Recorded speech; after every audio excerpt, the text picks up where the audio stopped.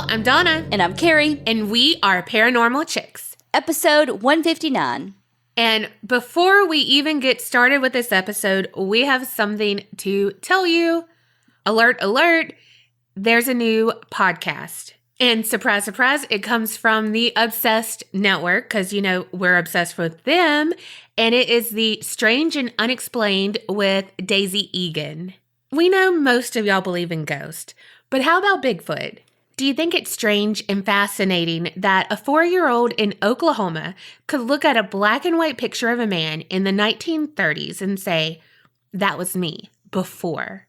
And then provide actual verifiable details of the man's life? If so, Strange and Unexplained with Daisy Egan is about to be your new favorite podcast. Next to us. Duh. Second favorite podcast. Daisy is a Tony Award-winning actor, writer, and true crime fanatic. But, like me, she's also a skeptic. Each week, she looks at real stories of hauntings, disappearances, UFO encounters, the Bermuda Triangle, near-death experiences, and anything else that feels just beyond what we can easily make sense of. She's your guide into the inexplicable details of these stories, but she's also like, show me the receipts. So if you want to dive into the unexplained, check out Strange and Unexplained with Daisy Egan. You can find Strange and Unexplained with Daisy Egan wherever you get your podcasts. And y'all know how much we love freaking True Crime Obsessed and Obsessed with Disappeared. And this is another Obsessed Network podcast, so you know it's going to be good. Yes, and she's like a mixture of me and you. Right. She's more me than you, I think. Yes. Because she's a skeptic in true crime. Mm-hmm. So she's really awesome. But she's sprinkled, like I'm the sprinkles on top. Because she's like a Tony Award-winning writer, actor, all the things. Which is more you. But she's looking into all of this because she finds it interesting. So y'all don't leave us. Yeah, don't leave us. In fact, you know what? Cancel everything. Just kidding. Go listen and tell them we sent you. Yes. Okay, let's do one more thing of business while we're at it. Let's just go ahead and tell y'all about these fucking amazing people who joined Patreon. Well, you know what? They like us. They really like us. They're not leaving us, hopefully. Maybe, I don't know. Maybe they don't like the bloopers. The milk carton minis. The I survived. The bonus episodes. The Facebook Lives. Discord. The extra Facebook group. The thank you letter. The thank you video. The stickers. I got nothing else. The extra slices. Oh, yeah. We're done. We're going home now. Okay. So thank you so much, Carolina B. from the Czech Republic. Oh my God, she's the one who did the amazing intro. Well, we think. We don't actually know what she said. Yeah, she could have been like, I'm about to go listen to Strange and Unexplained with Daisy Egan. She could have been saying that. I don't know. But still. All right, Vicky S. from Maryland. Allison B. from Tennessee. Ooh, love that. Right? Rebecca O. from Florida. Also, Rebecca, when we wrote your name down, all I could think of is Miami is nice. I'll say it twice. Miami is nice. Miami is nice. Miami is... Oh, wait. And then they say, I'll say it thrice. If you're a Golden Girls fan, you know what I'm saying. Okay. Shannon B. from Pennsylvania. Lydia B. from Illinois. Okay. Chloe P. from Louisiana. Angela V. from Illinois. Aubrey C. from North Carolina. And Jackie J. from Iowa. But I just have to say, again, this is a perfect name. Nikki J. from IA. Again, such a good DJ name. You're right about that. I'm just saying, if you have a call-in, you should do it. And you already got your handle. What, going to use a ham radio? A DJ. Or a truck driver. Or yeah, go, you know what? If Frequency is your favorite movie and you want to have a ham radio and connect with your father, you go for it. That was such a good movie. It was a good movie. Thank y'all so much for joining Patreon. We hope that you're enjoying all the bonus content. If you want all that shiz that we beep doop boop boop boop about a second ago. That I won when we were doing that. We volleyed back and forth. Well, head on over to patreon.com/theapcpodcast. And now's the perfect time to join because it comes out the first of the month. So you join, the money comes out, you get all the shit and, the things. Okay, when she said volleying, I just have to say this. Oh, God. That's the only time I've ever beat Carrie doing anything like that, especially volleying. But let me tell you, normally Carrie is the athletic one of the two of us. But there was a time when not near one of us was athletic, and it was in college, and we were going to be exercising, and we were at the upstairs of the, like the center that, you can exercise in. What is it called? The gym? The pain center. Yeah. Of all fucking things. Yeah. Well, I don't know what crawled up our ass and thought, okay, let's do this. But there was a ping pong table, and apparently we wanted to be Forrest Gump. And, we might have hit the ball like back and forth maybe twice, but most of the time it was one of us hitting it and then the other one chasing it down the thing. God, it was so bad. Like, we got a workout only because we were squatting, having to get it, come back, do it again. The other one, oh my God, it was a comedy of errors. So bad. So bad. Yeah, and then you remember how all the cute ROTC guys were there working out? We were like, oh, we're so good at this. Let me chase the ball. Yeah. Because we weren't. Well, also, because after that, we decided to go on the walking track because we were like, well, this wasn't that great of a workout, so let's go on the walking track. And that's when they were all like going to go on the track too, apparently. And if you ever want to feel bad about yourself, let all the ROTC people be on the track at the same time with you. Lapping you over and fucking over and over and just, pew, pew, And like, let you know some of them. It's like, yeah, see you in English. Yeah. Cool. Bye. Hey, John boy. Yeah. Night. It's like, okay, bye.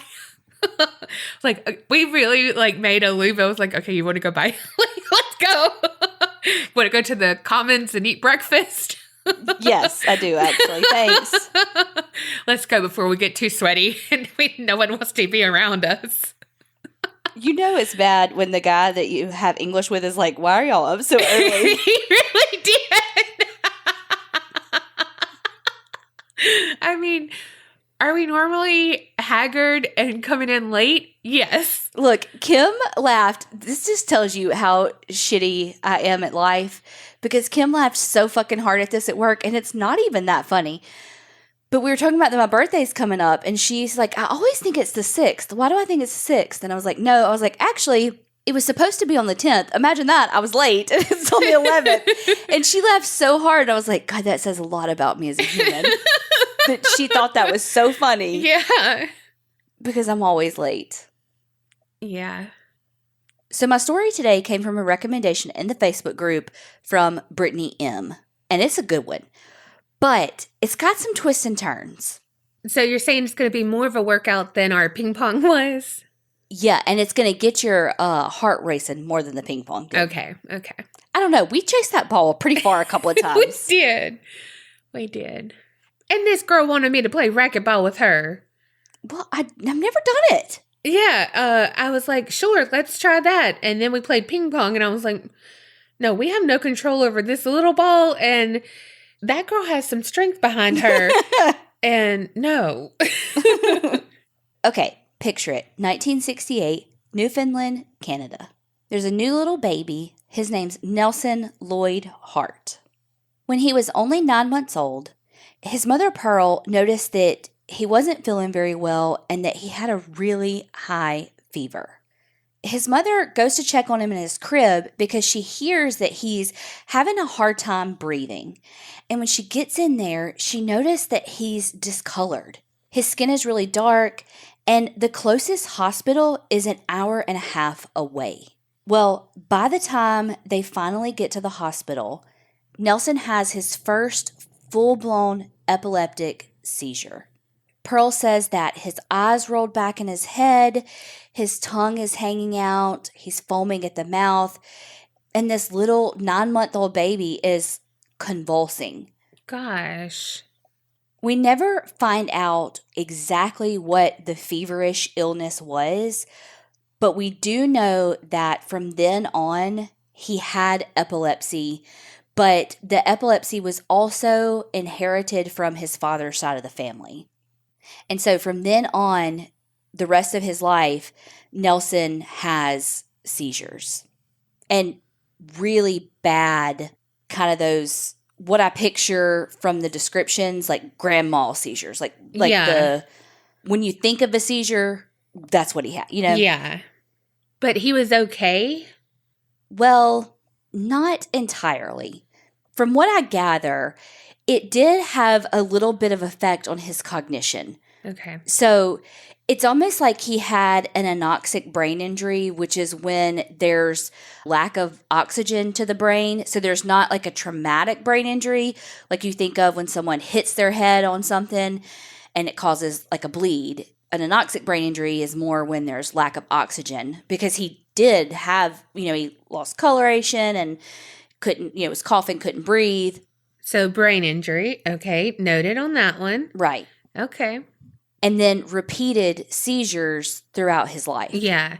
Well, I was thinking because one of my sister's friends, her daughter had cockle meningitis, and she had like a high fever, and she had discoloration, and she ended up losing her limbs and stuff from that, and cognitive issues and stuff like that. So it just kind of sounded similar. So right. Nothing I found said specifically what the fever was from, but that's when he had his first seizure, and then after that, he continued with the epilepsy. Yeah.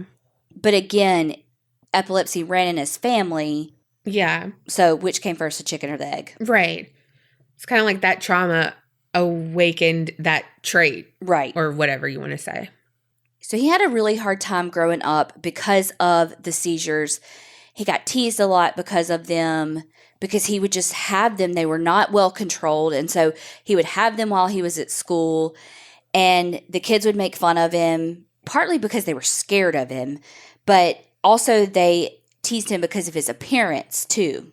But his mom's straight an asshole, because there's an interview where she said people used to tease him and tell him how ugly he was because he was. What the hell? Yes. Like, well, honey. Okay, Pearl. Shit. Yeah, well, honey, he came out of your vag. Well, does he look just like you, I bet? Pearl, fuck. Yeah, like, fuck. He's half of you. God bless. Right? Like I said, Nelson had a lot of cognitive difficulties. And you also have to remember he was born in 1968, so when he was in school, it was the 1970s, so there wasn't a whole lot as far as developmental delays and different learning styles and that kind of thing. So he could have just, let's say, been dyslexic. Just for example, I have no idea what the education was like for people with dyslexia, that kind of thing. Yeah. But we know way back when, kids would get slapped on the hand for not being able to read something, and it was because they were dyslexic. And now we understand it, and we can teach them differently and know that, no, just because someone has dyslexia doesn't mean that they're not smart. It means they learn differently, and they're just as smart as every other kid in the room. They just have to learn it a little bit differently, Mm-hmm. And so I don't know how much of him with this is because he had a true intellectual disability versus how much of it was a learning disability. Yeah. But no matter which one, he did the 5th grade 3 times. Oh, bless him. And so by the time he had failed it for the 3rd time, the school came to Pearl and was like, he's 12. He cannot be in the 5th grade again. I mean, you think about it. These are 10-year-olds or however old, he's to the point where it's like he's too old. He's basically a teenager at this point. He's about to go through puberty if he hasn't already. Yeah. It's he needs to move. Like, you got to do something kind of thing. So Pearl is like, okay, I'm going to take him home. I don't know if she planned to homeschool him somehow. I don't know what the plan was. And the school didn't even care. It was like their idea. Like, he's got to go. Yeah, no, I know, but they didn't even care. They just wanted him out. Right. Oh, gosh. Well, and like Pearl said, you look at him and he looks healthy, but cognitively, he just couldn't keep up with his peers. Yeah. For whatever reason. But he also had, numerous seizures. Mm-hmm. Well, he looks healthy, but ugly, according to her. Right. Gosh. God bless. People called him ugly. Because he was. I mean, you can be honest, but you don't have to be a bitch. Well, I mean, like, why? Just don't comment on his appearance, Pearl. Fuck. God bless. Unless he's a serial killer, then you could have said it. I mean, even then, low-hanging fruit. Still. I mean, I'm not saying I'm above it. I'm not saying I haven't done it. But, Pearl, fuck. Okay. So, this is interesting because it kind of goes along with, I think it was last week's story, because he had a really hard time reading and he had his driver's license. Oh, yeah. But his driver's license was like his pride and joy. And he tried... Wait, how did he have a license? Well, that's the thing. Okay, I know. Hold that thought. Okay, I was about to be like, okay, now I learned last time. Yeah, okay. So his driver's license was his, like I said, his pride and joy, because I know here in America, you have to have been like a year seizure free. Mm-hmm. I'm pretty sure. Don't quote me on that. But I'm pretty sure you have to have been like a year seizure free to get your license back. So I don't know what it is in Canada. I think it was like 5 months for my sister. But then she couldn't drive anymore. But So she had to go 5 months without a seizure before she... Okay. I think it was 5 months, but then like she couldn't, and so she couldn't drive anymore. Okay. So I was like, wait, I know you can't drive if you have seizures now. Right. So he got his license, but he lost it a few times because of his seizures. So when he would get his license back, sometimes he would, like when he was in his 20s, not go to the hospital and not get medical help when he had a seizure because he didn't want to lose his license. Yeah. So you can imagine what type of damage that can do to his brain, having these prolonged seizures or whatever, with no medical intervention. Because, okay, let's just say something as small as him just needing to go to see his neurologist and be like, hey, I think we need to up my dose of medicine. Mm-hmm. And then be like, why? And he's not even wanting to tell them, well, I had another seizure. Because then if they're mandatory reporters, and then they take his license away, So he's not even getting the right dose of medicine, so he's still having seizures. I mean, that's all in theory. I have no idea, actually. But I'm just conceptually talking. Yeah. So by the time he's in his, mid-20s, he's living still with his mom, old Pearl. I want to call her Pearly for some reason. I do know a Pearly, in real life, but I want to call her Pearly because I feel like that fits her better. I can just see her standing there, smoking her Virginia Slims with all the fucking judgment. I don't know anyone whose name is Pearly. Really? Yes. I do, but I just feel the judgment. I feel like she's standing there, Virginia Slim in hand, maybe a beer, maybe a Diet Coke, I don't know, and just fucking judging shit out of everybody. But Pearl fits her for that to me. Because you think she might be fancy, but oh no. No. Well, like I said, living with Pearl, and Pearl's boyfriend/husband that is more like a common law husband versus so that's why I say boyfriend/husband. Anyway, Nelson has no job, has no money, and he's just living there with Pearl. And I don't know what caused this fight, but one day Nelson and the stepdad get into this fight, and the stepdad is like, he's got to fucking go. He lives here for fucking free. I'm tired of it. He's nothing but trouble. He's got to go. And so Pearl kicks him out. While he's living on his own, he's living off of government assistance because, again, all of these seizures, he's can't hold down a job. He can't even keep his driver's license, so how's he going to get to work, much less maintain a job? So he's living off of government assistance and living in like government housing and all of that. And by the time October 1997 rolls around, he's having more and more seizures. And so what I picture is like Canada's Medicaid brings in like a home health aide to live in and help care for him. So the live-in caregiver, her name is Jennifer Hicks, and she moves in. How old is he? By this point, right at 30, like 29. And Jennifer is 32. Oh. Yeah. Okay. Uh-huh. Okay. Mm-hmm.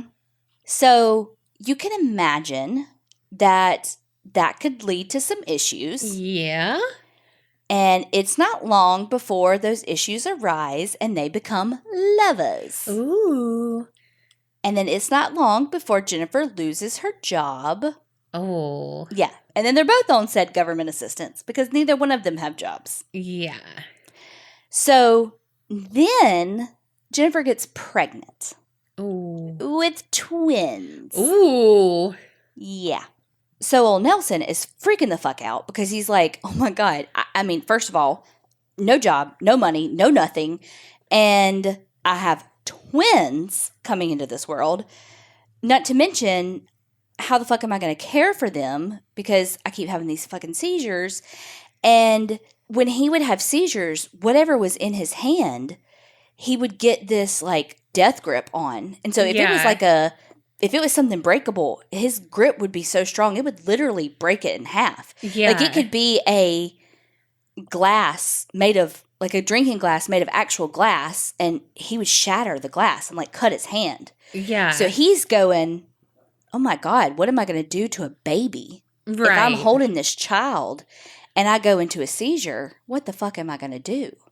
Well, eventually the twins are born. Karen and Krista were born March 9th, 1999. Karen, being the oldest, weighed in 5 pounds, 8 ounces, and Krista was 6 pounds, 8 ounces. Which I feel like was kind of freaking big for twins. But like so little, but also pretty freaking big for twins. Is that right or no? I have no fucking idea. I mean, like, full-term babies come out freaking 6 pounds, I feel like. No fucking idea. In true twin fashion, though, it said that in the girls' room, they had 2 beds. But in the morning, when Jennifer would go in to, like, wake them up, that one of them would always have gotten out of their bed and crawled in bed with the other one. Aww. Isn't that, like, that's, like, classic twin, Yeah. I feel like, behavior, which is so cute to me. Have you seen those videos where it'll be, like, in a twin's bedroom, and they're, like, because they can't figure out how the twins, like, get their beds together or get into, like, the bed with one another, and so they'll have a camera up, and it, like, shows them, like, around the room all night. Oh, my God, because they always, like, get out and go to sleep in the bed with the other one because they were together for so long, you know? Around the time the birth of the twins, Nelson was involved in a car accident. But, I know what you're thinking, it wasn't his fault. And so, in this car accident, he actually broke his neck. And he got paid out $25,000 in an insurance claim. He should have called Morris Bart. He could have got him more than that. Oh my God, not an ad. Jesus Christ. People probably don't even know who that is. When he got the money, he basically bought a bedroom suit for the twins. You know, like cribs, changing table, blah, blah, blah. That's all he bought with $25,000? Well, okay, it's the thing said that he bought a bed, a Chesterfield, which I don't know what that is. I don't know if it's a Canadian chest of drawers. Okay. A table set and clothes for the newborn. So I'm thinking that the table set might be like a changing table. Okay. Or unless that's actually like a table and chairs. Unsure. I hope he had stuff left over because it seems not a lot for $25,000. But clothes too and all of that, I don't know. $25,000. Oh God. It always amazes me when people, like, he broke his neck, but he's still alive, but yet... Selena got shot in the shoulder and she's dead? No, you're still sour about that. I mean, me too. But no, when people are like on movies, they snap someone's neck and then they dead. Well, because it's different. It's different, I know. But then, like, also, this was on a movie, but still, Dance Academy. Well, it wasn't a movie, it was a TV show. Dance Academy, this ballerina, she broke her back, but she could still walk, you know? And I know you're like, duh, Donna, because you deal with that all the time. But I am telling you, before this, I was like, how the fuck you walking? Someone needs to get in that writer's room. And then knowing about your job, I'm like, oh, wait, no, that is, okay. That didn't make sense to me. Like, no, you broke your back. You're, like, paralyzed. No. You know, yeah, I get what you're saying. You broke your neck and you're paralyzed or dead. Right. No, because you can break the bone and not damage the spinal cord. Yeah, and it just doesn't make sense to me in my head. And so, yeah, I don't know. Anyway. No, I totally get what you mean, though. But it's literally breaking the bones versus having spinal cord injury. And then you have like incomplete spinal cord injuries where there's just like part of it's got damage, and then there's complete where there's like a complete there's like a complete severing of it. Yeah. So there's varying levels of disability depending on how much of the cord is damaged and at what level. Oh, so you could have someone with the same level, meaning like level of the spine of spinal cord injured, but depending on how severe the injury is, whether it's complete and incomplete, and then how, like, let's say what percentage of the incomplete there is, would be how much disability they have. Oh. Yeah. I am not medical. I'm just saying, though, I have been able to diagnose myself on WebMD. You did, actually. Mm-hmm. All right. Well, remember that they are on government assistance. Okay, so you know how here, y'all are like, Carrie, can you stop with the medical shit, please? But you know how here, like when my grandma was going into the nursing home, and if she, like when she was going to get on Medicaid, because she was going to live in the nursing home, you had to go through the Medicaid spin down. Basically, you had to give Medicaid all your fucking money so that they would pay for you to go to the nursing home. Yeah, because it's hella expensive. Right, and so you can only have like a certain amount of money. Well, it's the same way with what they were on too. So when the social services or whatever the government money thing that they were on found out that he had gotten that $25,000 insurance claim, they were like, okay, give it to us. It's ours. Like, you're on government assistance. You can't have that much money. It's ours. Give it to us. And he's like, I've already fucking spent it. And they're like, sell the shit and give us the money. Whoa. So he had to sell all that furniture that he had just bought for those new babies and then give the government that money. And so it just kind of sent him in a downward spiral. Yeah. He was never really good with money, and I don't think that the relationship was ever really great with Jennifer. There was some... I'm sorry. He got in a wreck and broke his neck and got that settlement. Like, he should be able to keep that money. I don't know if he was able to keep some. I don't know if he was able to keep... I don't know if he was able to keep any. It didn't sound like he was. Yeah. But they're also like, well, we're paying for your house and your food, like your housing, food, everything for you to live on. So you got to pay us back. I mean, I get that, but like, put him on a payment plan of something or like, whatever. But like, what? You know what I mean? Like, he didn't win. He didn't play the lottery and win and do that. Yeah. You know? Yeah, like, I get that. Okay, so like I was saying, things weren't wonderful with Jennifer. Way, way, way later, some alleged abuse comes out, but literally that happens like way later that we hear about that. Never heard anything about that now, and social services was heavily involved in their lives at this point. So I kind of feel like if there was abuse, we might know about it, but I could be wrong. Because Nelson started gambling really bad at this point. Well, damn, funny I say lottery, huh? I know. It was to the point where social services told Jennifer, basically, you get to keep the girls or you get to keep Nelson. Oh, wow. So that's why I say, like, social services was heavily involved. Yeah. So I feel like there may, I don't know. But again, over gambling, like, I just don't know. I mean, they were very, very poor.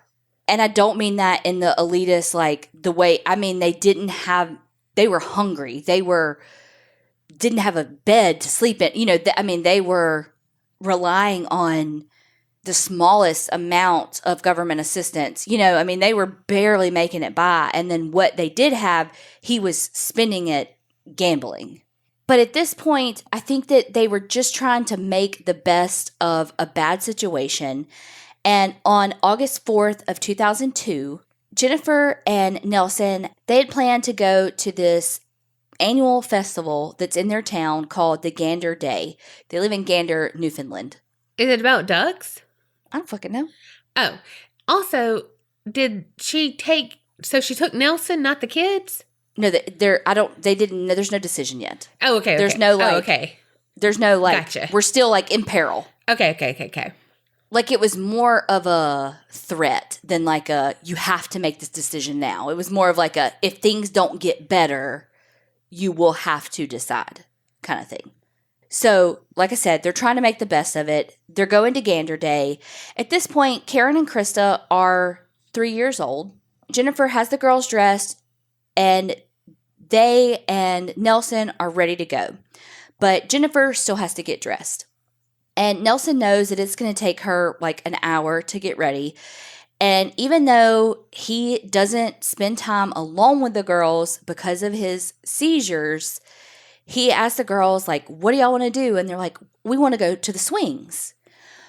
Well, the area where they were going for this festival has this new little part on Gander Lake that has swings and all that built. Like, it was like literally just opened.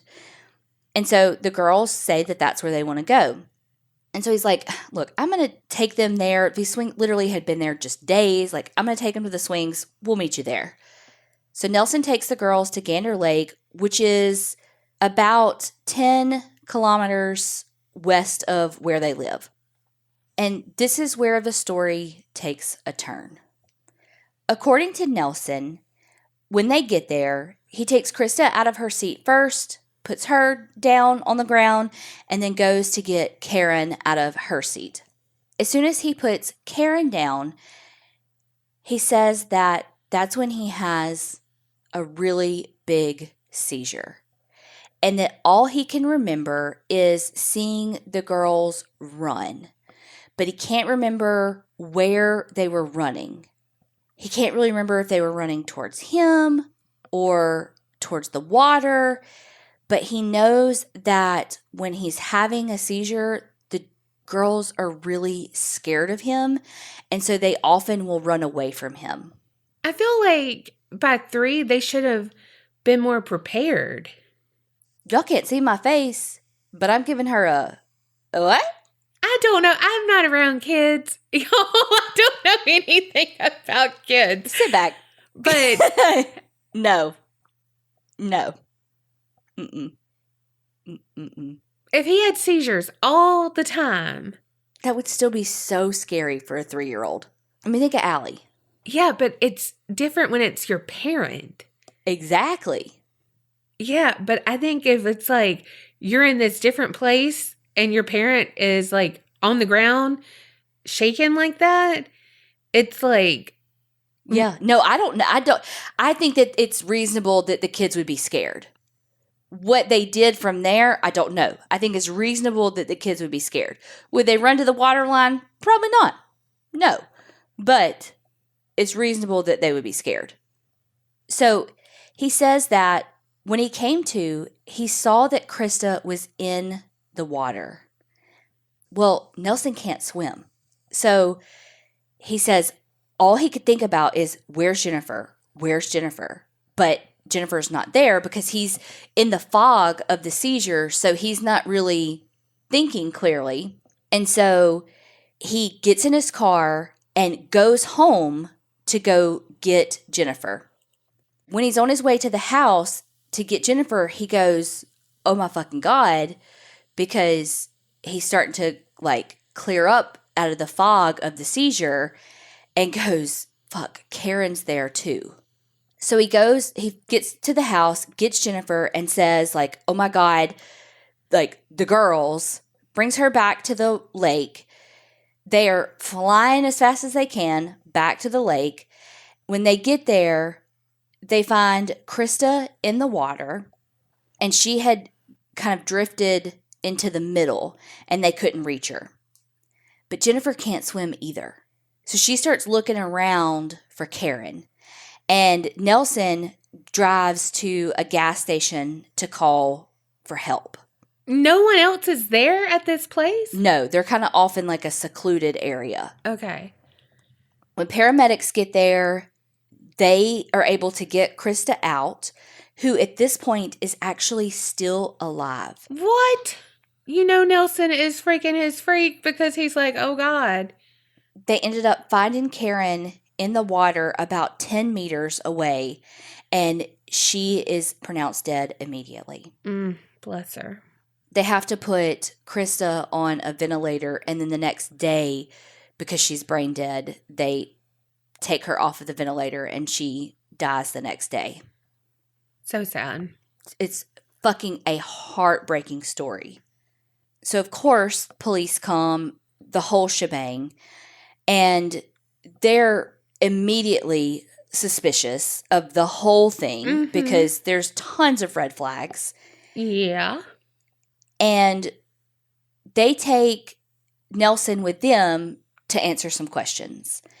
And when he's in the car, he says, I love my daughters, my own flesh and blood. And then he goes into another seizure, like in the police car. There wasn't a whole lot that I could find on what really was said in that first interview that day. But we do know that he didn't immediately tell police that he had a seizure when they got there. Of course, the police, like I said, they're like, something's not right. And so they want to know, like, why'd you go home and get Jennifer? Why didn't you call for help? It's 2002. You had not one, but 2 cell phones in the car. Oh, wow. So he said that one of the cell phones didn't have any minutes on it, and then the other one wasn't his. So what I'm going to do this story, like while I'm telling this, is I'm just going to kind of jump back and forth playing devil's advocate the whole time because I'll never remember all of my points to be like, okay, so just know that I'm not supporting him. I'm just playing devil's advocate on some of this, okay? Okay. I can understand why he would have a cell phone with no minutes. If they were truly, they had no money. So if they were paying like minute for minute for like on a cell phone plan like that, it's legit that it's an easily checkable thing. I don't know if they checked it, but that's an easy thing to check. I thought like 911 was free though. Well, yes, but with him, did he have the cognitive capabilities to know all of that? Like, did he, you know what I mean? Well, and then like with the other phone, he's so concrete, like with his cognitive deficits, that phone's not mine, therefore I can't use it, you know? So again, I'm not saying either one of those are correct. I'm just saying in a perfect storm, I've been with patients when they've had huge seizures, and it does take a minute for your clarity to come back. It's not, you don't come out of it just thinking clearly, you know? I mean, it takes a minute. If he had one. Right. But my point is, if he really did have one, it really does take a minute for you to think clearly. So. But he didn't have one. You know, and the other thing too is it's like, you drove past all this stuff. You literally drove past the fucking hospital. Like you drove past all these things to go get Jennifer, who doesn't swim. Yeah. Again, back to the not thinking clearly. Okay, but it's a hospital. Right. Like that. It's a hospital. Right. Well, it wasn't until like 2 weeks later that he finally said, okay. See, I had a seizure. Don't take my license away. That's why. That's what it was. He was like, fuck you, dude. Fuck you. You lost your kids. You're going to lose your fucking license. Right. Because your kids would be alive then. If you want to say this, your kids would be alive if you didn't drive them then. Right. And the other thing, too, is it's like, well, you had a seizure in the police car. So either way, you were going to lose your license. So, like, why didn't you just say, like, I had a fucking seizure? You know, like, why did you wait 2 weeks? Because whether you had one before the kids drown, quote unquote, were drowned or drowned. Yeah. AKA were drowned. Before they did that, I mean, like, you know what I mean? Yeah. You had a seizure in the police car. So either way, you were going to lose your license. Yeah. So why didn't you just fucking say? Uh-huh. So that was a little, that's weird, right? God, that makes me want to slap him so fucking bad. Right? He's the fucking worst. Okay. Like, don't take my fucking license. Yeah, I lied because I didn't want to lose my license. Well, your kids didn't want to lose their life. So there's that. And again, y'all, I'm saying he did not have a seizure. I don't know. I'm just guessing. Allegedly, don't sue us. Yeah. But I'm just saying, if, let's say he did have a seizure, he shouldn't have been able to drive for, like, i.e., they wouldn't have been able to go to the lake and they would all still be alive. But he didn't have a seizure. He did that himself. Well, no matter what angle the police came from, they had no evidence. There was literally nothing to prove that he drowned Karen and Krista. No cameras or anything? No, nothing. So the case goes cold. Nelson and Jennifer continue on about their lives. They're having a hard time. They're continuing to try to make things work, living on government assistance, and not even able to make ends meet. I mean, to the point where they haven't even put up headstones for the girls because they can't afford it. And they don't even have a bed in their apartment because they have no money. Well, one day, Nelson is out and about and he meets this guy who pulls up and is like, hey, I'm looking for my sister. I'll give you $50 if you can help me find her. Nelson's thinking, abso-fucking-lutely, I'll help you look for him. And the guy gives him like he has like a whole story. Like, I'm looking for my sister. She's a drug addict who's been gambling here in the local bars. My mom's got lung cancer, lives over in Montreal. She just wants to see her daughter before she dies. Like, I'll give you $50. Like, can you just help me kind of thing? Like the whole story. So Nelson helps him look for the sister. The guy introduces himself and says his name is Sav. So Nelson and Sav look for the sister and they end up not being able to find her.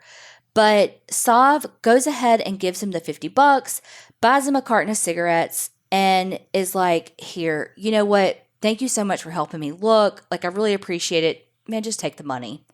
Well, the next day, Sav gets back in touch with Nelson. And he's like, okay, well, I think this is how this went down. Hey, man, like, thanks for helping me out. I really appreciate it. I liked you. I got another opportunity for you to make some more money. He's like, I've got this package at a hotel that I want you to get and deliver it for me. And Nelson's like, I know that's drugs. You know, he's like, I don't know how much I want to do this. So he's like, dee-doop, boop, boop, boop. Hey, Pearl, what you fucking think I should do? And Pearl's like, I don't fucking know. Let me call the RCMP, which is like the Canadian Mounted Police. So Pearl says that she calls the mounted police and allegedly she talks to a constable who tells them, quote, if he's foolish enough to pay you, then let him. Allegedly. So Nelson takes Sav up on his offer and gets the package from the hotel, makes a delivery, gets some cash. And this starts a new friendship of basically kind of being like a little bit of a drug mule and doing just all kinds of sorts of little jobs like that. Like just kind of the skinny underbelly type jobs of low man on the totem pole kind of jobs like that. He would even do stuff though, like having to take a car to a location. You know, it wasn't always packages. Sometimes it was vehicles. Sometimes it was U-Hauls filled with stuff. You know, it was all kinds of different things. I mean, always probably drugs in the cars. And or stolen goods. Yeah. Sometimes Jennifer got to go along too. And when they would go on these trips, sometimes it would be to different places and they would get to stay in hotel rooms for free and they'd get free food. They were getting exposed to this new lifestyle with money and access to this kind of free-flowing cash and, again, just all these perks and freebies and that on somebody else's dime, and they were loving it. I mean, they get a bed. And probably a comfy one, too. They eventually made enough money doing all these jobs for Sav that Nelson was able to pay for a $4,000 headstone for Karen and Krista. And it was like engraved. They had, you know, like Winnie the Pooh dolls and, you know, all this stuff like on the headstone. He got him a car and a bed and all of that with the money. Just was buying stuff for the house and, you know, nothing like extravagant, just was buying the necessities. But then Nelson started seeing the darker side of the activities that he was helping with. He and Sav were at a hotel in Ottawa when there was a customer there of Sav's who was an American. Sav and the American guy were doing some business. Sav slaps him across the face and tells Nelson to go to the bathroom and get this suitcase that was like full of $100 bills. And so he's like, oh my God, this is like, I've never seen this much money. But when Nelson comes back, he sees that like Sav's hand is all bloody, like where he's like beating this guy. And Sav's like, you gotta do what you gotta do to get the job done. Would you pull the trigger? And like he asks Nelson that, and Nelson's like, you know, I have no problem with it if I got, you know, kind of like if I've gotta, I gotta kind of thing. Well, the more they worked together, Sav was telling Nelson about this big boss that he worked for. Basically, this big boss was the one that was in charge of everything. Sav told Nelson, like, okay, you're getting more involved with everything. You're seeing some stuff. The boss wants to make sure like everything's cool, like everything's on the up and up, like you're not gonna rat us out, and make sure that you're not gonna cause a problem because you got some history, man. Like, you know, people aren't gonna be weird about you, like, because people think you killed your fucking kids. You know, like we gotta, like he wants to meet, like he wants to make sure that you're not gonna be a fucking problem. And so Nelson's like butthole clenched, like, ooh, like I gotta meet the boss. Fuck, who's this guy? Like, picture like a fucking movie mob boss, you know? So the meeting is set up and Nelson finally meets him. And all he knows is that the boss goes by the name Mr. Big. Oh my God. Are you kidding me? That's what he's called. Okay.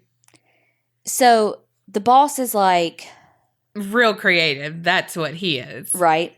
So the boss is like, okay, you know, we want to make sure we're not going to get some fucking heat about you and the death of your daughters. Tell me what happened. Nelson tells him, like, I never hurt my daughters. You know, I'm an epileptic. Like, I had a seizure. And the boss is like, oh, no. Like, don't go lie to the boss. Like, don't fucking lie. Don't play a player. Like, don't fucking lie to me. I know you fucking did it. Like, tell me, you know? And so Nelson is like, this guy, he's like this fucking boss dude of this like criminal fucking empire. Like, he's like sitting here across from me, wants me to fucking tell him, you know, I got to tell him that I killed the kids. So he tells Mr. Big that he bumped the girls in with his shoulder off the pier, basically, the wharf, into the water.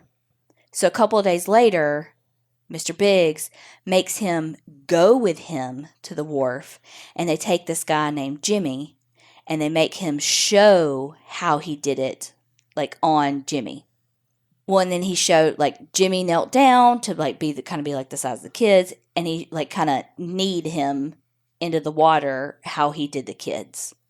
And so the boss is like, okay, Mr. Biggs, like, okay, you know, like, I'm satisfied with this, like, he ain't going anywhere now, like, they got him because he's not going to tell on them as a crime organization because now they've got something on him, kind of thing. Why was this not an issue before? Stay with me. Just stay with me. So a couple of days later, Sav tells Nelson that they have someone that's like causing some problems about Nelson and that they're going to take care of him.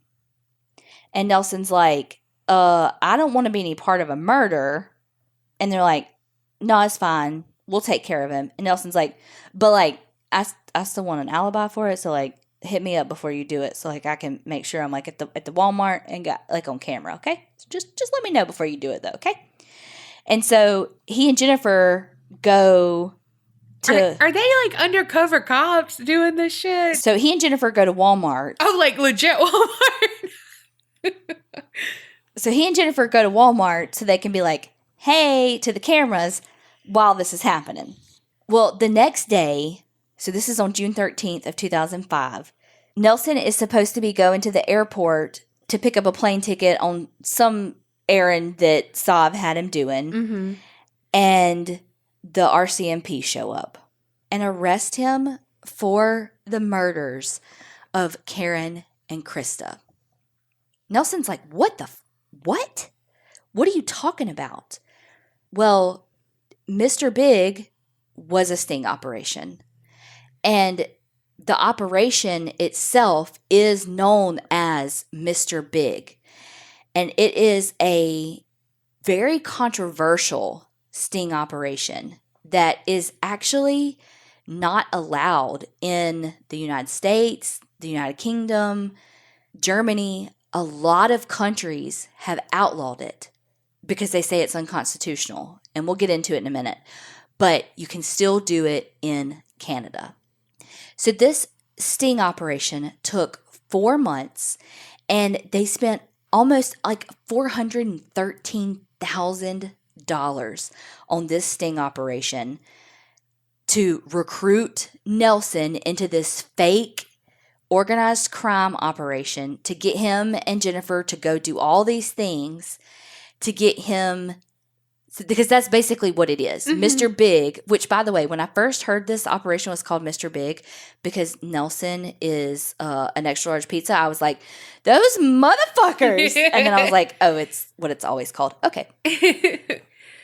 Anyway, that's the premise. They create a fake, like, organized crime ring to entice somebody in and then let them climb the ladder of the fake organized crime ring, and then to create loyalty, make them confess something, the crime they're trying to pin on them, make them confess that to the boss, Mr. Big. So that's the whole concept of this sting operation. So Mr. Big, like, seriously, I rolled at that because that's so stupid. Like, if someone said, this is the boss, Mr. Big, I'd be like, okay, I'm walking out. This is so dumb. Of course, Nelson is like, I didn't fucking do this. I just said that because I thought Mr. Big was real. Like, he was this crime boss. This was supposed to be this, like, international crime ring. He could have killed me. Yeah. I'm sitting in front of him and he's like, don't fucking lie to me. And I'm going to put a fucking horse's head in your bed. Don't fucking lie to me. And so I told him I killed the kids, you know? Right. But they have it all on video, all the things. And so Nelson went to trial and was found guilty of the murders of Karen and Krista. I don't back this up. but I back him up being the murderer, but not being convicted on this. Because that's just like being, the word I usually can't say, coerced. Yeah. You know, like if someone's like, tell me basically what I want to hear or I'm going to kill you, you can say, I don't know what you're talking about. And you literally don't know what they're talking about. But then you're finally going to lie. Right. And just tell them what you think they want to hear. Exactly. So you get away from it. So like I said, he was found guilty and sentenced to like 30 years, I think, in prison, which is the maximum Canada allowed. Okay, I was like 30 years, that's it? Yeah, I could be wrong exactly on the amount, but I think so. But it was the number I'm wrong on, but whatever it was, it said the maximum amount allowed. Okay. So again, the Mr. Big operations are very, very controversial. Obviously, it's extremely expensive. Yeah. $400,000. I mean, let's just take away like, you know, all the ethical shit. Let's just talk about the fucking cost alone. $400,000. And not guaranteed to work. Right. Not to mention the manpower. You're putting people in danger of undercover, all the things, right? Yeah.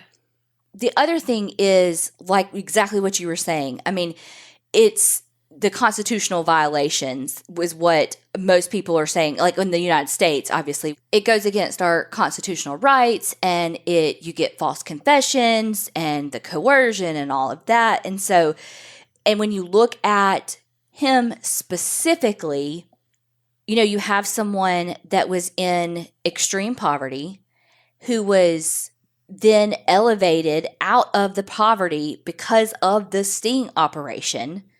I mean, of course he's going to fucking go along with it. Yeah. So he's going to tell you, Mr. Big, no, I didn't kill my kids.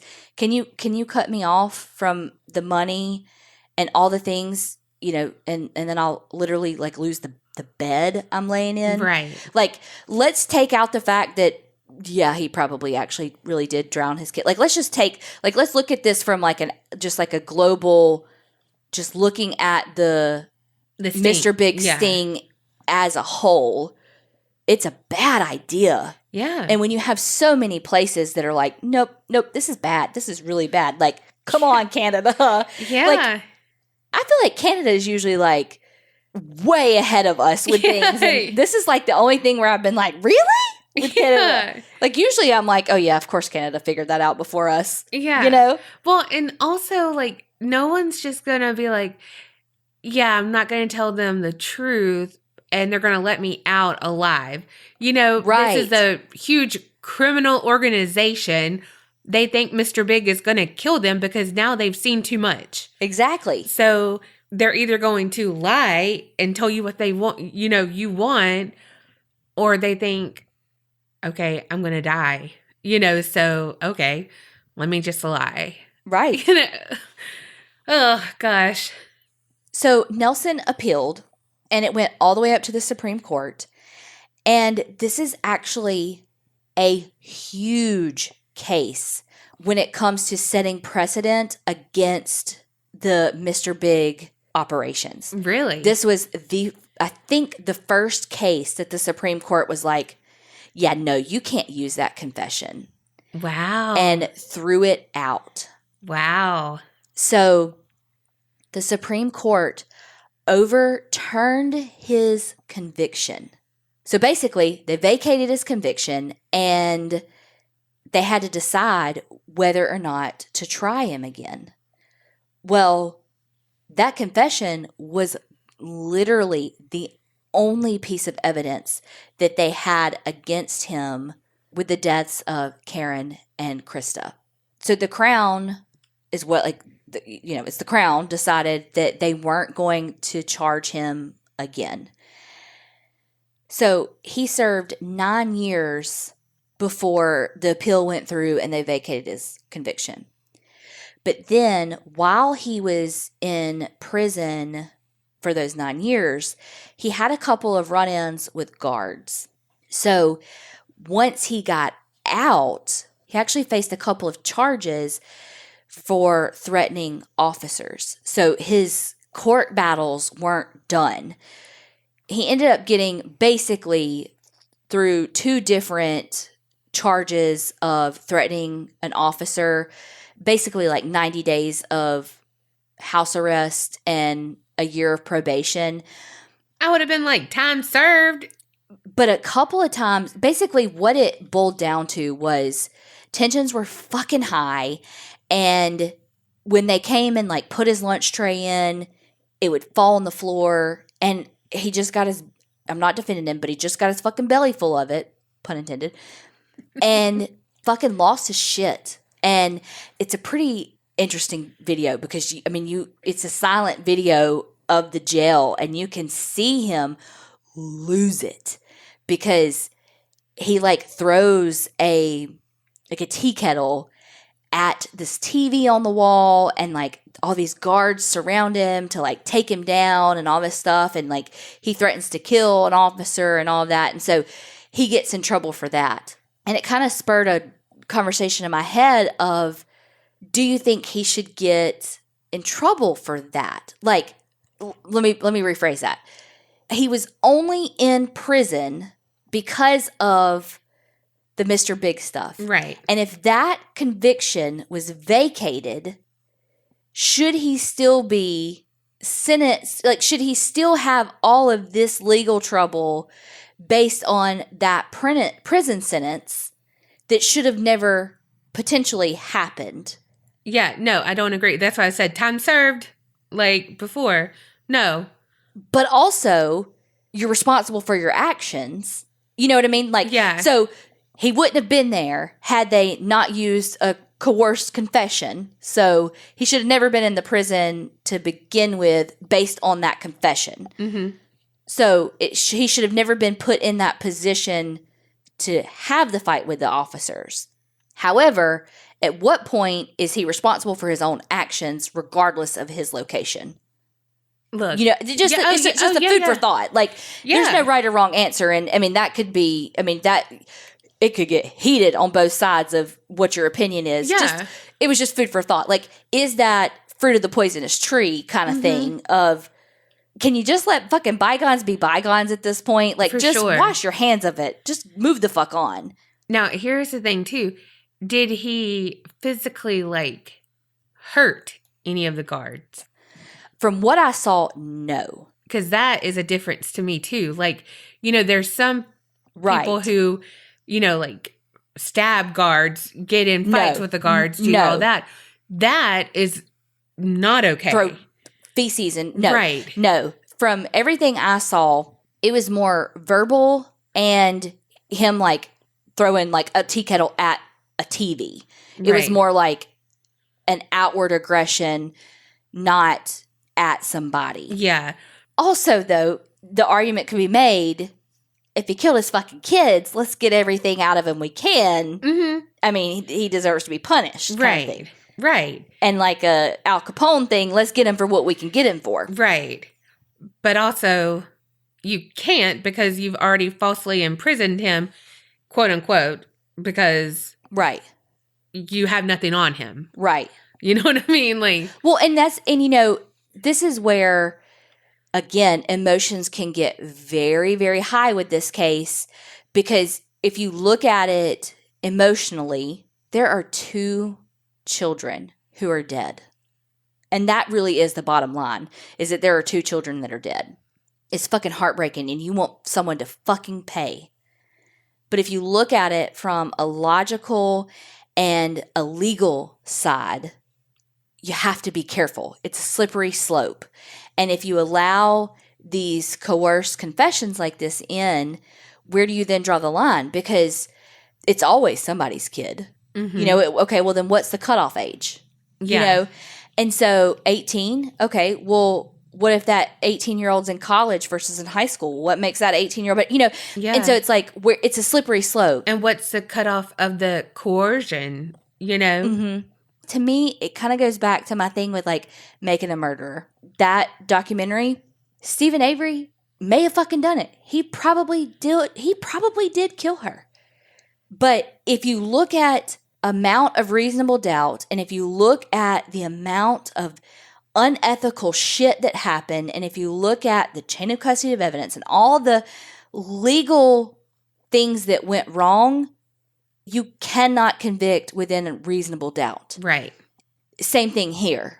You have to look at it from the legal definitions, and it's not fucking fair. That's the problem with our systems, is that it's not always fucking fair. And this is the one time of very few times that it may actually benefit the criminal. Yeah. Hopefully that park has put up cameras. Nelson and Jennifer aren't together anymore. She did write a book with a local journalist named Colleen Lewis, and the book is called Mr. Big, The Investigation into the Deaths of Karen and Krista Hart. And in that book is where they go into the alleged abuse that I talked about. I feel like there was just so much more I wanted to say about everything. But do you think that he murdered him? Yes. I do too. And I really have no, like, I just want to do like asterisks allegedly, because I also don't want to get sued, but because there's literally no evidence, but also like they just ran into the water. Like Right. it doesn't make any sense. Right. But I can also justify everything in my head, but it's like perfect stormy. Like it would literally have to be a perfect fucking storm of, yeah, I can see with this. Yeah. It's rationalizing every single step. Yeah. Perfect storm is what I mean. Yeah. But like, why? Why that day? Like, why? Maybe because most of the people would be at that festival and not around. Right. But what made him go to killing them? Because probably, this is just me talking out loud, but if Jennifer told him, like, look, you have to get your act together because social services, I don't know the timeline, but Yeah. it was like, you are the kids. Like, they're going to take the kids away from us. And it's kind of that mentality of, well, the kids would be better off dead than with someone else. Yeah. Yeah. And it's like, that was the thing. And so it was just that time. Yeah. Like, perfect. She's not ready. Oh, I'm going to take him to the thing. Because, like, why? He's never been alone with the kids before. Right. Doing that thing. Why? And then, honestly, that makes me go, Jennifer. Because he's never been alone with the kids. And you're just going to be like, oh, okay. Go take him to the lake. Yeah. Go drive with him. Mm-hmm. Yeah. No. How was she going to get there? Yeah. That's a good damn question. That literally just dawned on me. How is she going to get there? Right. I guess in an hour they were just going to go back and get her. Oh, that's my pet peeve, having to wait on people, and I'm always fucking late. I am a late person, but I hate having to wait on people. So if I was Jennifer, I'd be like, oh. Well, and like it even said, like, they also had a very, like, I don't want to say codependent relationship, because what do I know? But I mean, besides codependency, because hello, me and you. Hello. Also, your new relationship. You don't know me. But he would call her from prison so much, he being Nelson, her being Jennifer, that it was not uncommon for them to have $400 in bill, like collect bills, collect calling bills. Yeah. What? How in the fuck could you afford that? And you couldn't afford a bed.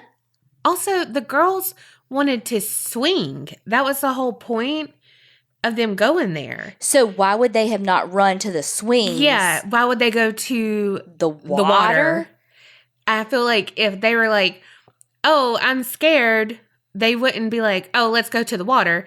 They would at least go to the swing or to that area, you know? Well, and again, to further that point, being that Jennifer and Nelson, both of them couldn't swim, it's not like, okay, let's take my niece Allie, who when she was 3, she just turned 4, she has literally no fear of the fucking water because she has grown up in and around swimming pools. So she has no fucking fear. She will go straight to the fucking diving board to jump in, and we're like, wait, Yeah. So, but that's because she's been around them so much that she has that learned non-fear, question mark, if that's the word.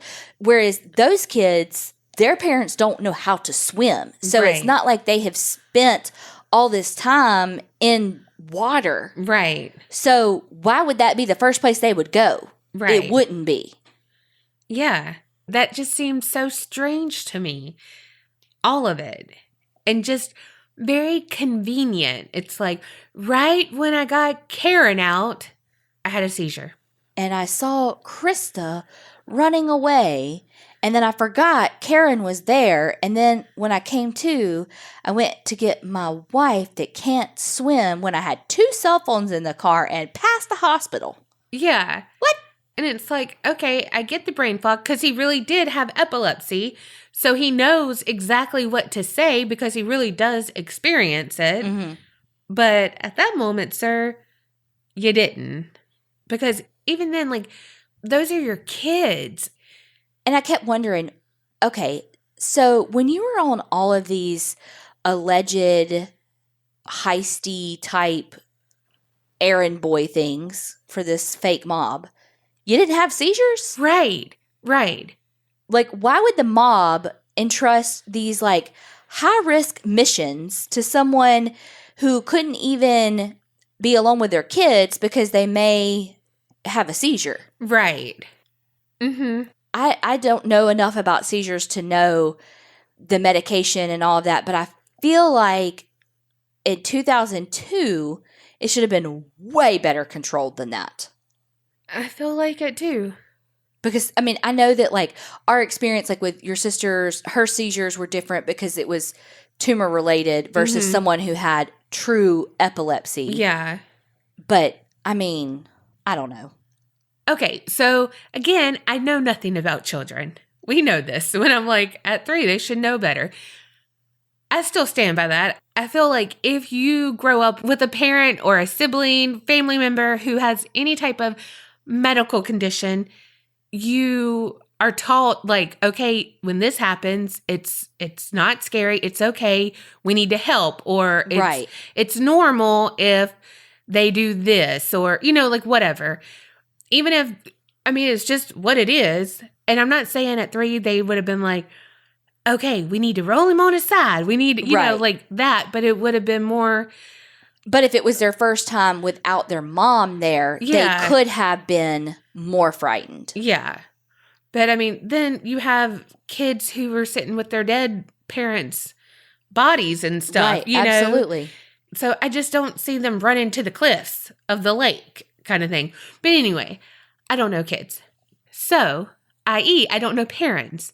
So when do, like, instincts take over? Like, how does that, you know what I mean? Like, if he saw Krista in the water, even though he can't swim, like, he drove off. I don't know, because you would think that he would just fuck it and run and just jump in and try to get them.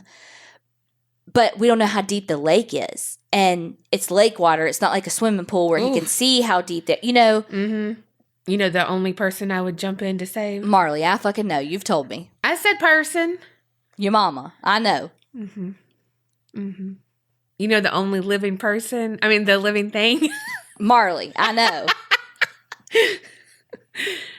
I would like to think that you do what you got to do. I feel like, I mean, at 30-something years old, he at least knows how to fucking doggy paddle. Look, I'm an extra large pizza. We float. He's an extra large pizza. We float. I can't sink. I'm the unsinkable Molly over here. I can't touch the bottom even if I tried. I don't know. I like to think that I would just fucking jump in. I mean, again, I don't have kids either. I don't know. I know that with my family, I just jump. Like, you know what I mean? Like when something's happening, I just go. Yeah. When they're falling, when they're literally anything. Yeah. I go. That's my instinct at work. That's my instinct, you know, like with a patient, with a family member, with a friend. Like I'm just go and figure it out when you get there to help. And then again, instincts just kind of kick in. Not everybody's like that. not everybody's built for a crisis. But, sometimes you're not built for a crisis. Like, your instinct was to just yank your crooked pinky out of my earring when you wanted to feel my donut earring. And it ripped it out of my ear. That wasn't a crisis. It was when you said... It created one. When you said, oh! No, I said... She said that she felt it and she thought it was going to get sucked. That's what you said. I said that had to have been what happened. I don't know. It processed too quickly. Look, she panic pulled, y'all. I panic things sometimes. Uh-huh. But I just say that. I don't really. I did panic. It's more with it's more in the handwriting. I panic. Look, I don't know why. She's like, I want to put my finger in your donut. And it wasn't sexual. I was going to say, can you clarify that was your earring donut? It was in not your box donut? It was in a thank you video.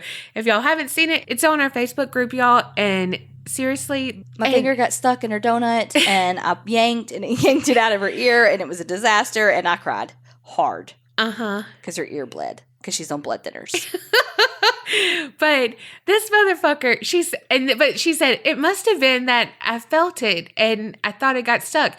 But that was her instinct to yank her pinky out. She said, what would you have done? I said, I would have held the thing and slid my pinky out. She said, oh. Well, I can't help that I'm a bull. I'm an Aries. It's literally my sign. Tell me your damn story. Okay, so for my story, we're going to London, Ohio. Oh, I was about to be like, across the pond? Yeah, no. Mm-mm. I mean, Ohio. Mm-hmm. But... Okay, bye.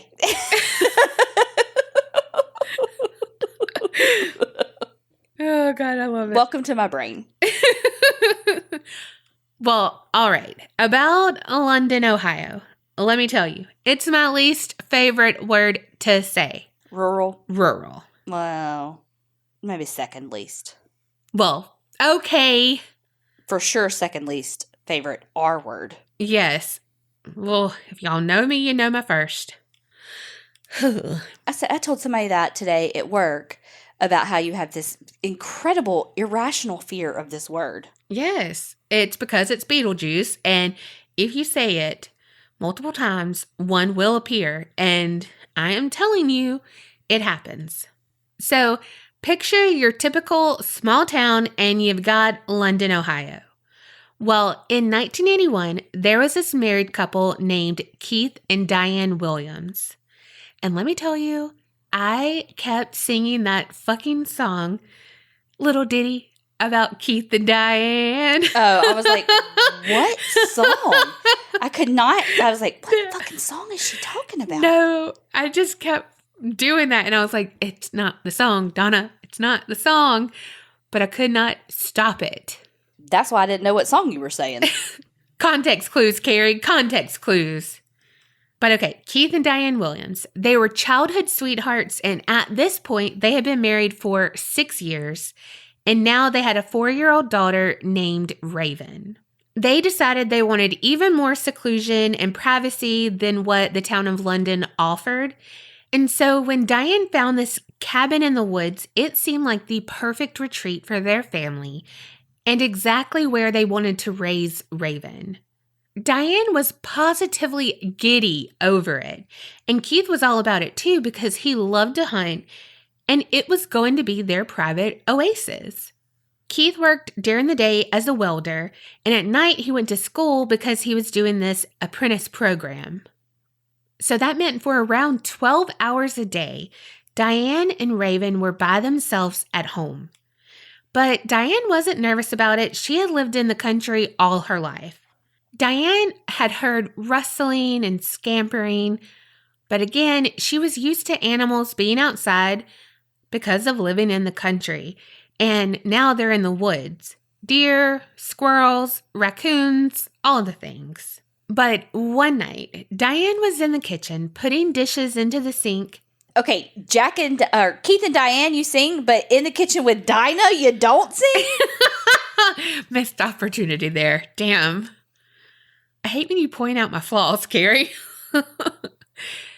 Well, she was putting dishes into the sink after she and Raven had dinner.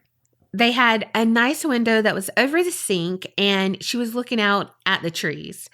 And she heard that rustling sound again. This time, she noticed that she could see something. So she squinted her eyes to adjust to the darkness of the night better, and she can make out a faint set of eyes. So she was a little startled, but she was a logical person, and so she was like, oh, a stray dog. He's looking for scraps or something. Okay, and she dismissed it. So she went to the dining room to clean off the table, wipe it down.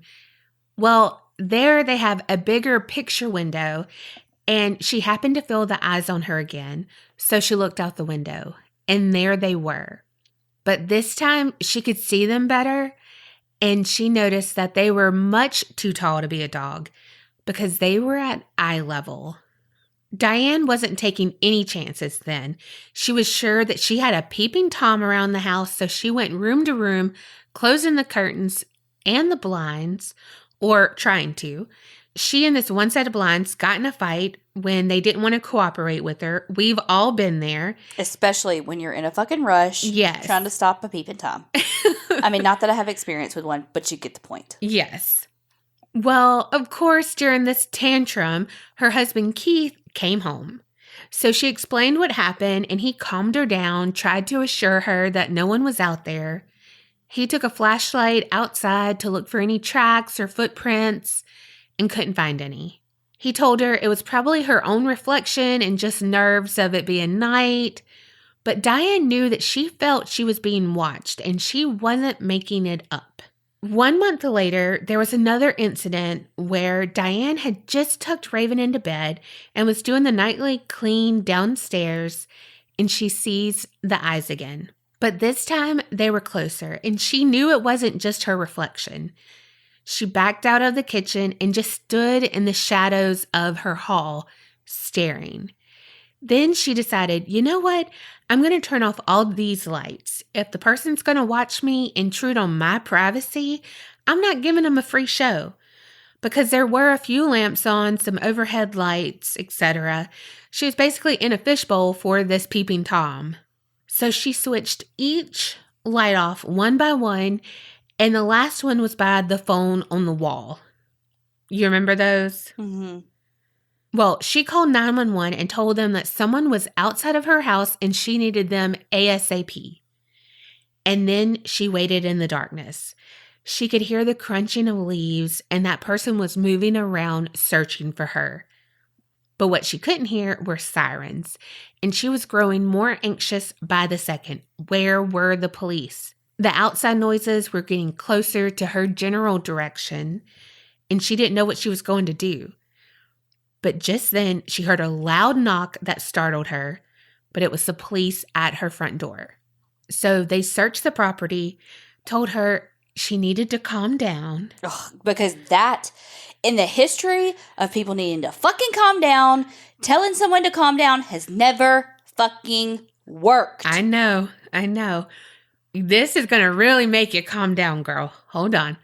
Well, of course, Keith pulled up at the same time, and the officers began talking to him and literally said, maybe we have an anxious wife here. Oh, fuck them. Right? Jesus fucking, oh my, you know what? I'm just going to be quiet over here. Right? And Keith agreed. He was pissed at Diane. He was basically telling her, hey, you wanted to move here. I cannot prove to you that no one was out there, and you cannot prove to me that anyone was out there. So we need to just agree to disagree. We're not moving anywhere else. This was your idea. You know, we all know those kind of fights. I mean, did she ask to move somewhere else, or was she just making a statement of, somebody was fucking here?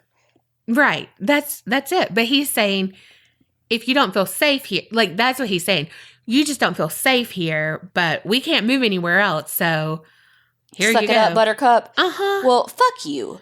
Because you'd be singing a different fucking tune if and when something happens to her. Exactly. But everything calmed down for a bit. There was still some uneasiness about the property, but Diane didn't feel watched all the time at night. And Keith was happy that she wasn't calling the police or, quote, having a breakdown. Bothering him. Mm-hmm. How dare she? However, 4 months later, in late November, Diane would get the proof she needed. Keith got up before daylight, before anyone else, and decided, hey, everything's been going great. I'm going to go get some donuts for everyone. Which, okay, husband win right there. I mean, he's a feeder. I'm here for it. Yeah.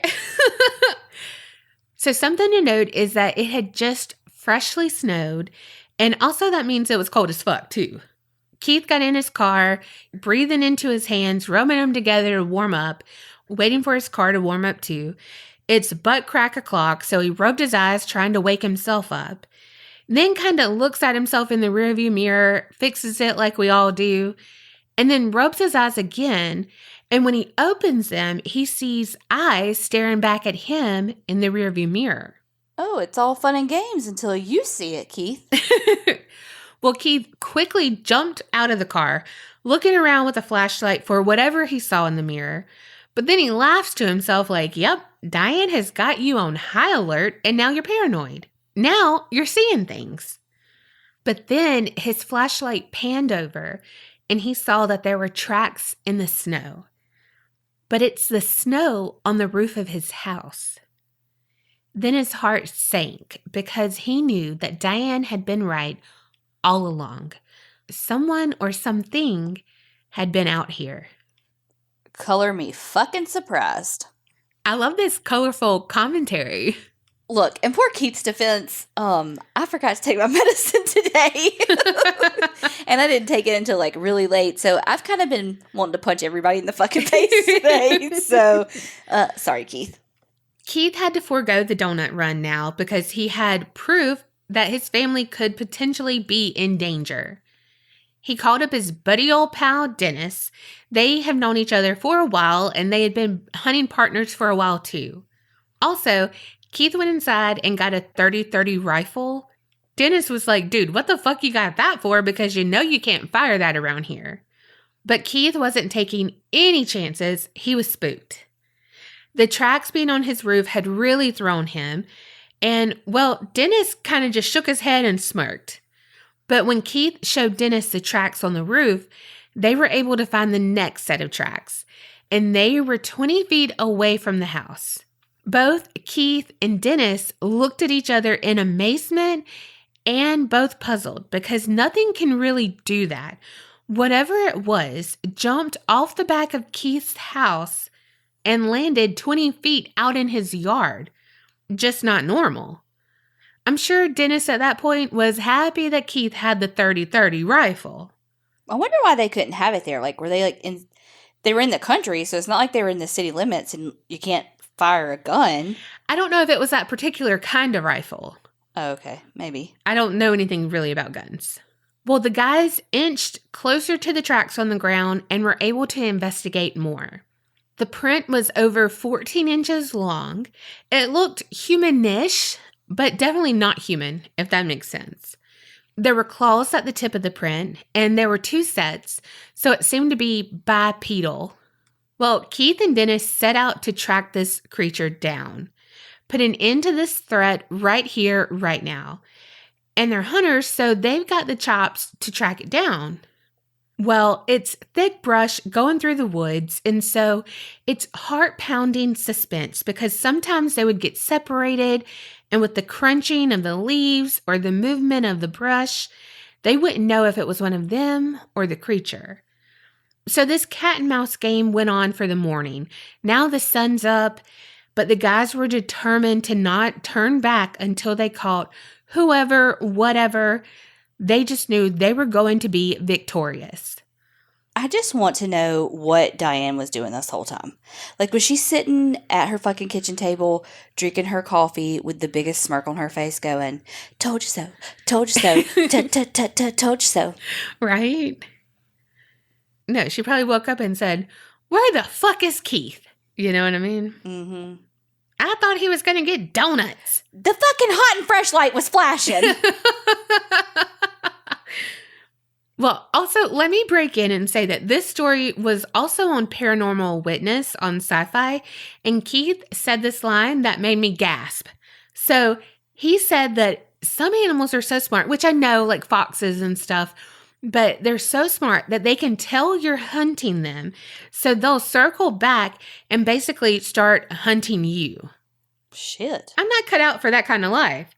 I'm indoorsy all the way. What kind of animal did he say? No, he didn't say, but I'm thinking like a fox. I mean, could you giving a girl a hint? Right? I need some like on-screen text of, hey, for y'all who... Like pop-up video style. Yes! Bloop, bloop. Like, I need that. For reals, though, because, like, literally, I was like, what?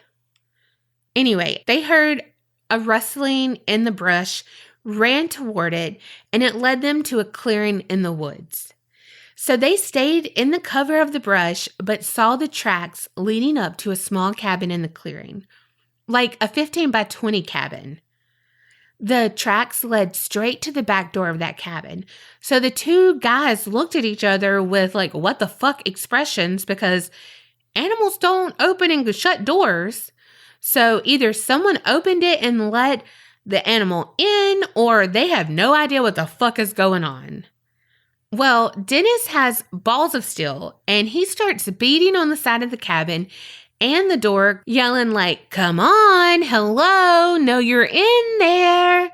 But nothing happened. No one came out. And they didn't hear anything or anyone inside. So they had to leave because both of them have guns and potentially trespassing. And apparently the rifle Keith had, you shouldn't have had in those parts. So yeah. So they had walked a good distance away from Keith's home at this time. And they had used their spidey senses, hunter know-how, whatever. And they made it to the street.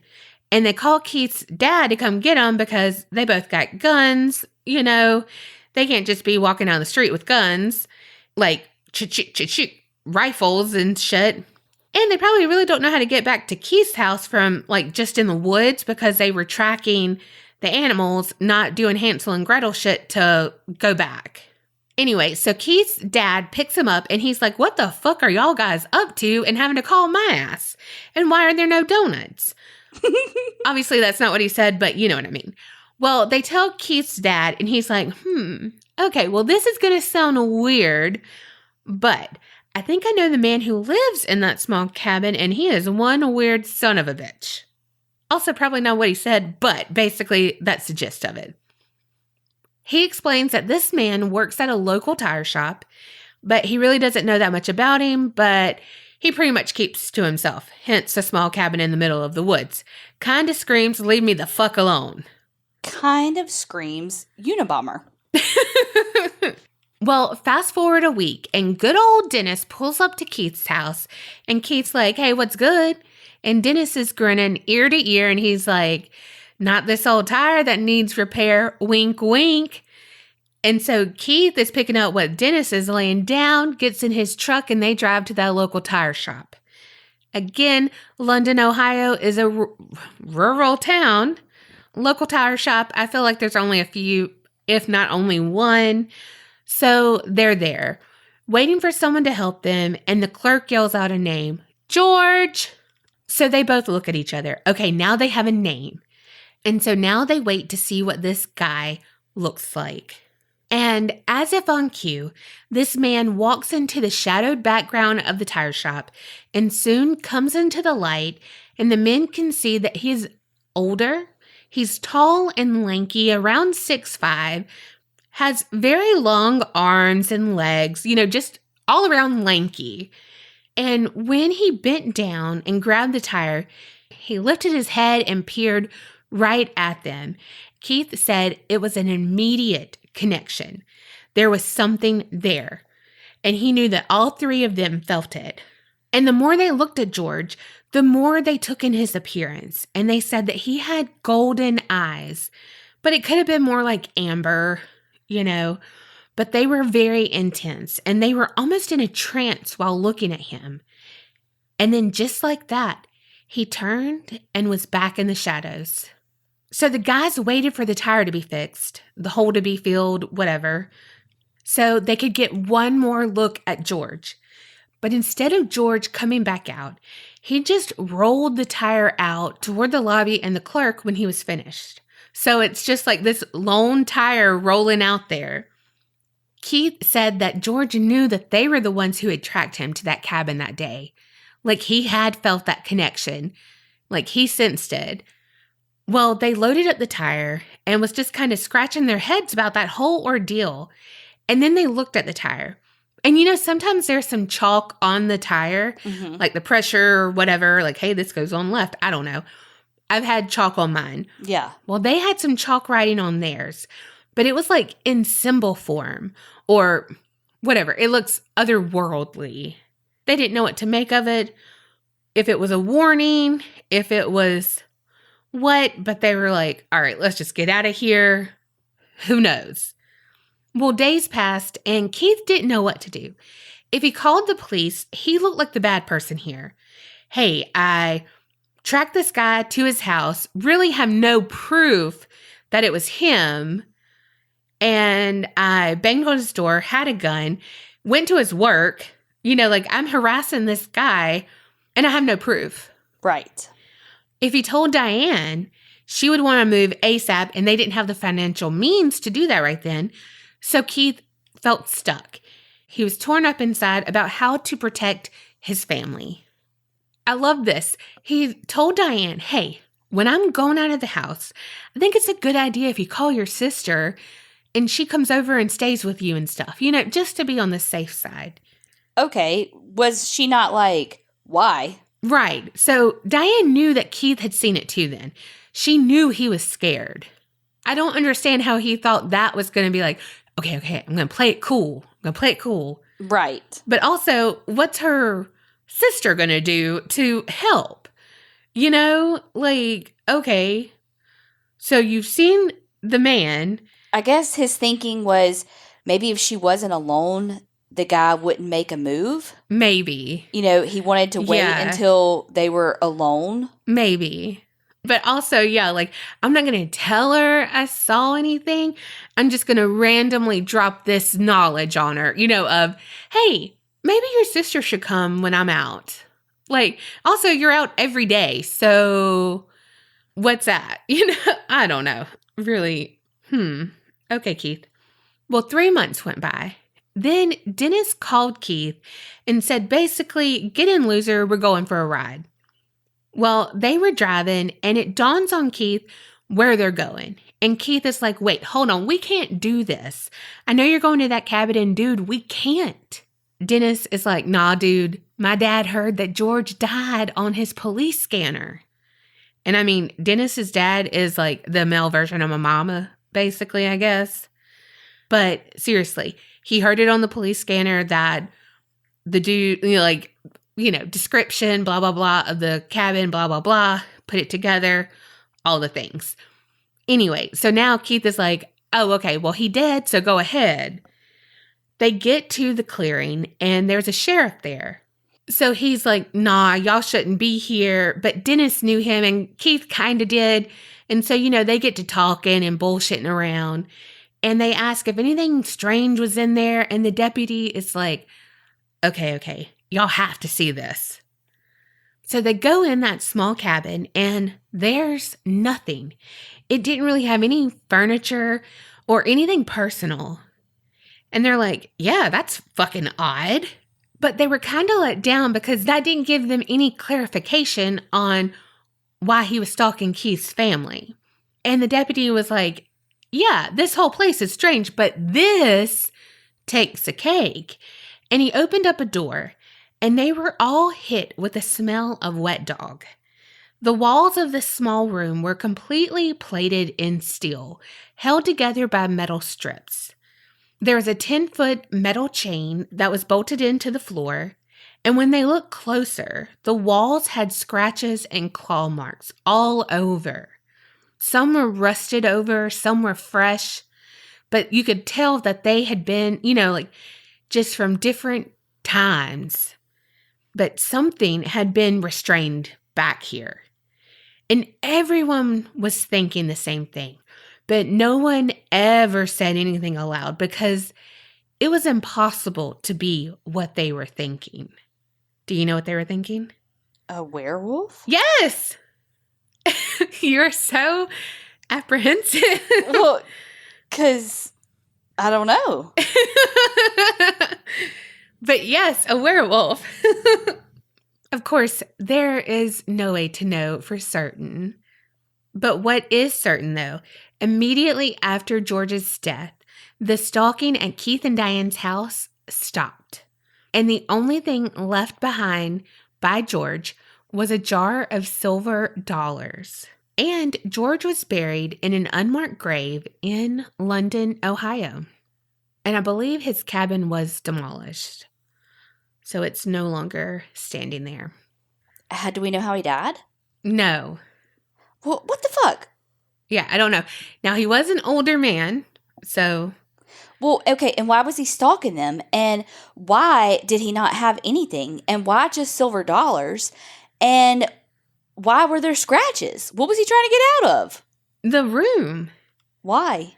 Because he... Okay. Would lock himself in there so he wouldn't get out? Yes, because he didn't want to hurt people. Okay, you've never watched a lot of sci-fi stuff, supernatural stuff. You're like, and why are there scratches on the wall? Well... Okay, because other people are considerate, Carrie, and when they have something bad that they're transformed into... Well, why is it... What if he wanted to be a werewolf, I mean? What if he was the Bruce of werewolves, and he, like from Finding Nemo? Mm-hmm. He might have been. But, yeah, so he might have been, like, stalking them, but he was trying to be... like trying to resist, but on certain nights he could get loose, you know? And so it was like, you know, ee. You think he made that noise? Ee.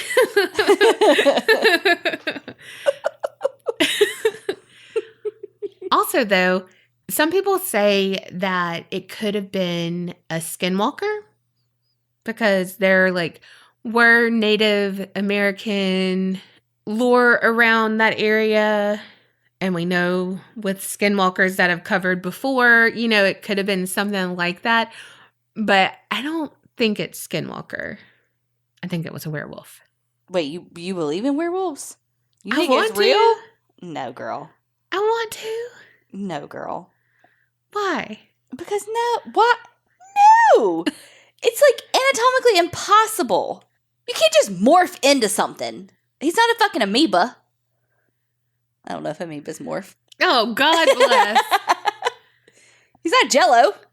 Just because he hasn't been caught and a werewolf hasn't been caught doesn't mean. So you're telling me in the history of all the things, no werewolf has ever been caught? Well, there's things in the ocean that we don't know. Okay, but that's because we don't have the capabilities of going that deep. Okay, well... But they are on this plane, like not plane because that's on this plane, but they are on this level ground. Yeah, and they can look just like a human. Until they don't. So you're telling me that some hunter at some point hasn't accidentally killed one. It's an impossibility. I don't think it's impossible. I don't buy that he was a werewolf. I buy that he was a peeping Tom and was like, fuck, when they saw him. And that he probably knew some form of shorthand, or he spoke another language that they didn't know, and that was what he wrote in the chalk on the tire, or he had handwriting like me, and only he could fucking read it. And sometimes you, and sometimes not even me. I don't know. Well, how do you account for the room? One, he had a dog that was a bad dog, or... But, like, the scratches were, like, all the way up to the walls. Like, all the way up to the ceiling. Okay, he had a cat. And also, on Paranormal Witness, Keith and Diane are no longer together. I feel like she wouldn't lie about the things she saw and stuff. Because, why? Right. Well, I believe they saw what they saw. I just don't think it's what they think it is. So what do you think they saw? A person. spine on them. Okay, but the person had odd-shaped feet that were 14 inches, like Okay, over 14 no. inches long, so with the claws on the toes. Okay, not that. Okay. Then she saw a dog. Over 14 inches long. I don't know about that, but I do know that when it's dark, there's glares. Who fucking knows? You can't always trust what you see. Well, she saw it like 4 times. True. I mean, she didn't think to snap a fucking picture. Did we ever see his house with all those scratches? Did they show pictures from, like, when they cleaned his house up? No. Of course they didn't. Well, and it was in the 80s. Yeah, but nobody was like, oh, let's take a picture. Well, I don't know. Well, they would have had it for that episode if they, Yeah. you know. I can't explain what she saw, but I really don't buy that there are werewolves. I mean, how? I don't know. I mean, I just don't understand how your body can literally morph into something else. Mine can barely heal from a fucking paper cut. Well, that's why we can never be werewolves, Carrie. I just really think in the history of all the things, there would be something. Maybe there is, but it's just been hidden. Just like alien stuff. I don't know. I don't know. It's hard to say things are impossible when anything is possible. Take that, Hallmark. She rolled her eyes at me, y'all. This bitch. Just fucking put that on a sticky note and stick it on your desk for your positivity of the day. I mean, it's a cat hanging onto the tree limb. Jesus, Mary and Joseph. Nothing's impossible when everything's possible.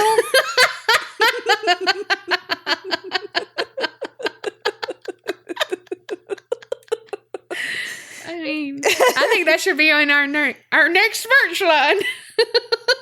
Who am I? I mean, I see that on a mug right now. I can see it. Hashtag toxic positivity.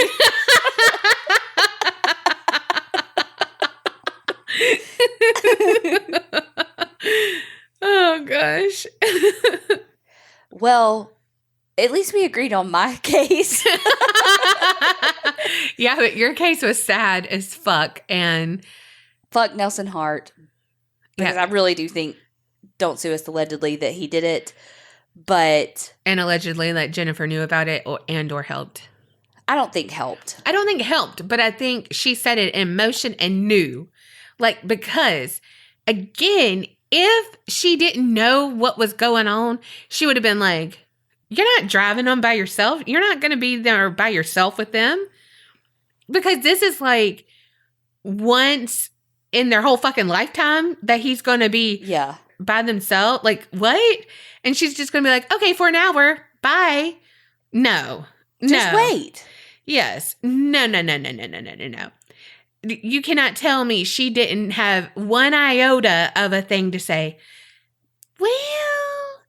And she and his mother stood by him the whole time. See, I don't buy it. And of course, his mom's going to stand by him. I don't know. She said he was ugly. Yeah, she said he's ugly, but I don't know. That's such a bizarre dynamic. Mm-hmm. But again, like I said, either way, Karen and Krista are gone. And that is the most heartbreaking and really the whole fucking point of this. The whole point, and such a senseless loss. The other thing that is important too, though, is that it really did set in motion a precedent in court to stop these Mr. Big operations that so many other countries have deemed a human rights violation. Yeah. And like in America, obviously we have unconstitutional, but again, a human rights violation. Yeah. So that's important too. Like, it's not just, oh, well, it got him off. When you look at the bigger picture of what those Mr. Big operations mean and the damage that can be done from them, it's like, man, I don't know. Yeah. Yeah. Nothing. I feel like nothing good comes from that. No. It really doesn't. But, I did see one interview online where a journalist had a telephone conversation with Mr. Big, and he's who came up with the whole operations, like the concept of the operations themselves. And, he recognizes, or he said that he recognizes that without proper oversight that, it can go awry and that it can have some negative things to it, but that he firmly believes that Nelson killed the girls. Whether it was thrown out of court or not, he was like, no. Like, I know what he told me and that interaction. And I think that guy was retired police, and he's like, no, he did it. Yeah. Y'all tell us what you think. Do you think he did it? Do you think that Mr. Big operations should be admissible in court? Obviously, respect each other's opinions. Yeah, please. Be kind. And do you think that old boy was a werewolf? George of the Werewolves? My Word document, I titled it Werewolf in London, ... Ohio. What's funny is I actually thought that whenever you said, whatever, you asked me, like, do you know what he is? And I was like, werewolf. And I was like, in London. Like, I thought that. That's I just hilarious. didn't say it. Yeah. Hey, by the way, thank y'all so much, especially the Creepinati, because we had a Creepinati live and y'all came through, gave us the reviews we needed to push us over, and we have more than 1,000 reviews on Apple Podcast. So thank y'all so freaking much. It says 1K now? It does. Donna has been waiting for it to say 1K for so long. Yes. Thank y'all so much. Yes. Seriously. Yeah. Keep those reviews coming, though, because it really does help us. So thank y'all so much for reviewing. Keep on reviewing us. Follow us on social media at the APC Podcast. And remember, creep it real and don't get scared.